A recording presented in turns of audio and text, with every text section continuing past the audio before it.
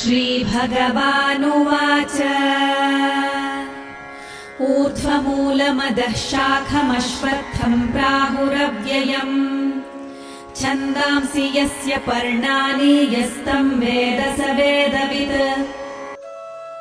The Supreme Divine Personality said, they speak of an eternal Ashwath tree with its roots above and branches below. Its leaves are the Vedic hymns, and one who knows the secret of this tree is the knower of the Vedas.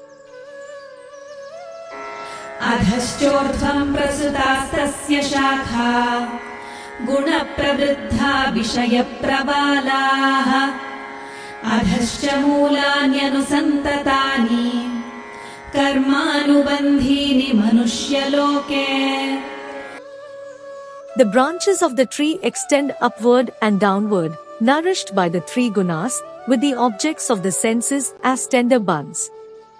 The roots of the tree hang downward, causing the flow of karma in the human form.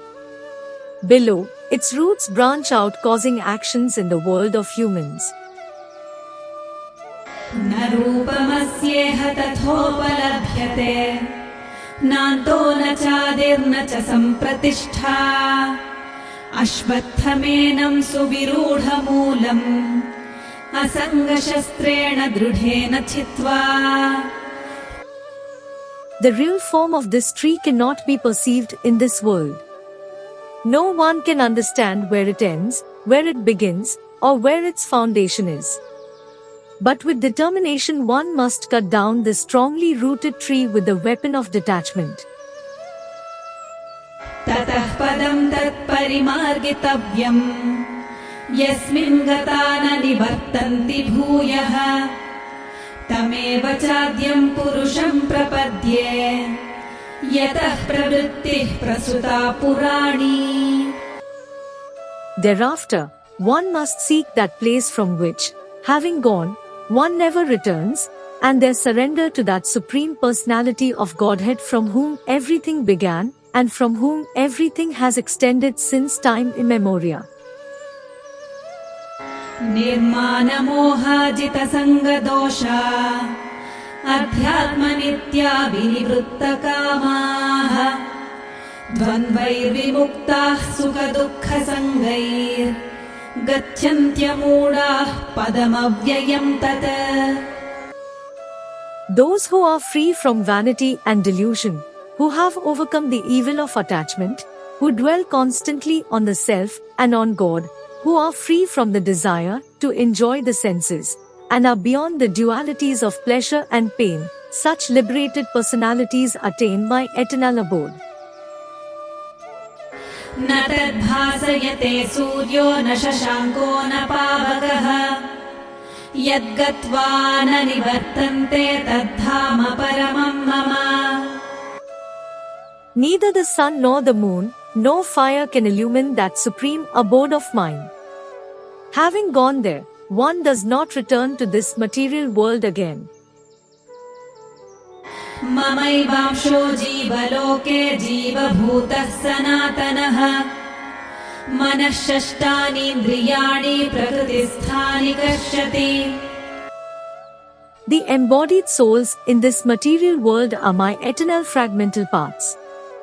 But bound by material nature, they are struggling with the six senses including the mind. शरीरं यदवाप्नोति यच्चाप्युत्क्रामतीश्वरः गृहीत्वैतानि संयाति वायुर्गन्धानि वाशयात्. As the air carries fragrance from place to place, so does the embodied soul carry the mind and senses with it, when it leaves an old body and enters a new one.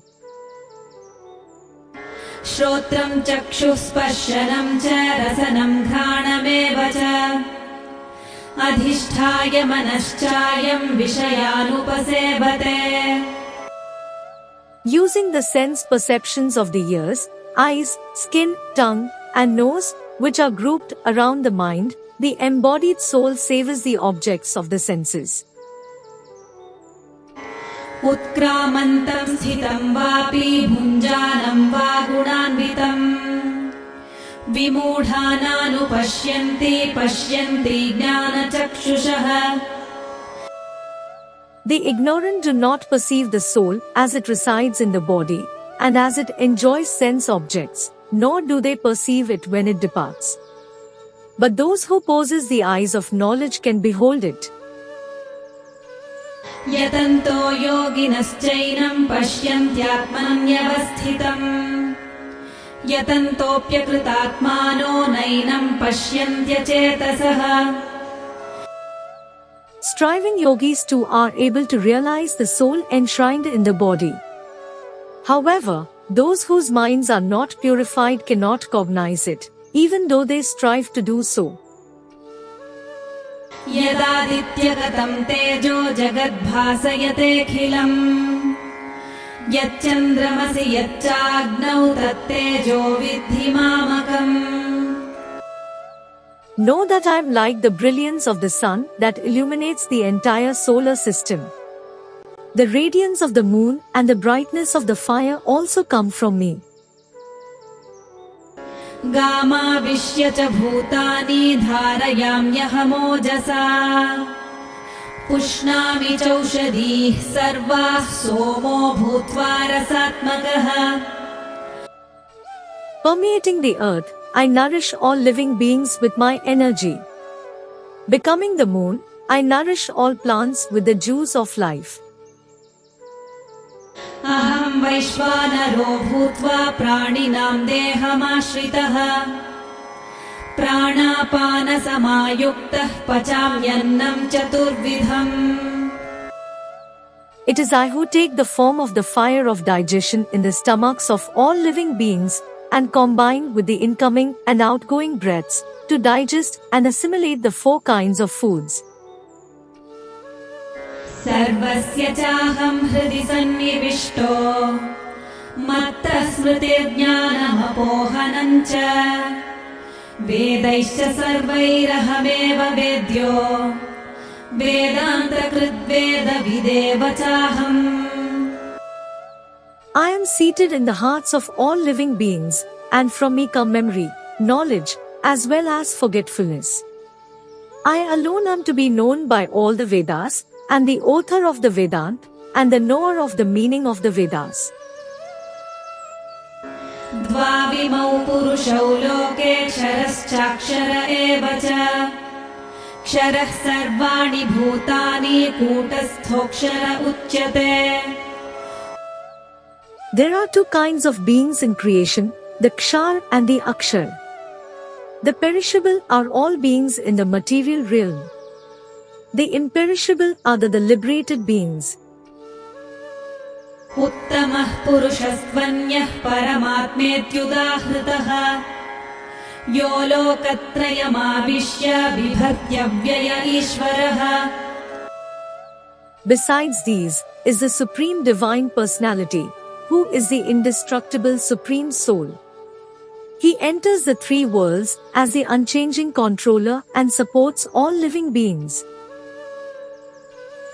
यस्माक्षरमतीतोऽहमक्षरादपि चोत्तमः अतोऽस्मि लोके वेदे च प्रथितः पुरुषोत्तमः. I am transcendental to the perishable world of matter, and even to the imperishable soul, hence I am celebrated, both in the Vedas and the Smritis, as the Supreme Divine Personality. यो मामेवमसम्मूढो जानाति पुरुषोत्तमम् स सर्वविद् भजति मां सर्वभावेन Bharata. Those who know me without doubt, as the Supreme Divine Personality, truly have complete knowledge. O Arjuna, they worship me with their whole being. इति गुह्यतमं शास्त्रमिदमुक्तं मया नघ एतद् बुद्ध्वा बुद्धिमान् स्यात् कृतकृत्यश्च Bharata. I have shared this most secret principle of the Vedic scriptures with you, O sinless Arjuna. By understanding this, a person becomes enlightened and fulfills all that is to be accomplished.